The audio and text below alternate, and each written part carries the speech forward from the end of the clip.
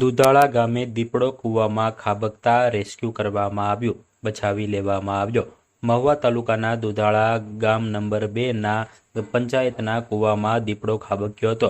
દીપડો ખાબક્યાની જાણ થતાં તાત્કાલિક સ્થાનિકો દ્વારા વન વિભાગને જાણ કરવામાં આવી હતી, જેમાં વન વિભાગનો સ્ટાફ તાત્કાલિક દોડી આવ્યો હતો અને દીપડાનું રેસ્ક્યુ હાથ ધરવામાં આવ્યું હતું, જેમાં મહા મહેનતે રેસ્ક્યુ હાથ ધરી દીપડાને કૂવામાંથી બહાર કાઢવામાં આવ્યો હતો અને સલામત રીતે બહાર કાઢી જંગલ વિસ્તારમાં છોડી મૂકવાની તજવીજ હાથ ધરવામાં આવી હતી। ત્યારે વન વિભાગ દ્વારા મહા મહેનતે દીપડાને રેસ્ક્યુ કરી બચાવી લેવામાં આવ્યો હતો। ત્યારે દીપડાને બચાવી લેવામાં આવ્યો હતો, જેમાં ગ્રામજનો સહિત ઘટનાને જોવા લોકોના ટોળે ટોળા ઉમટી પડ્યા હતા અને મહુવાના દુધાળા ખાતે કૂવામાં દીપડો પડવાની ઘટના બની।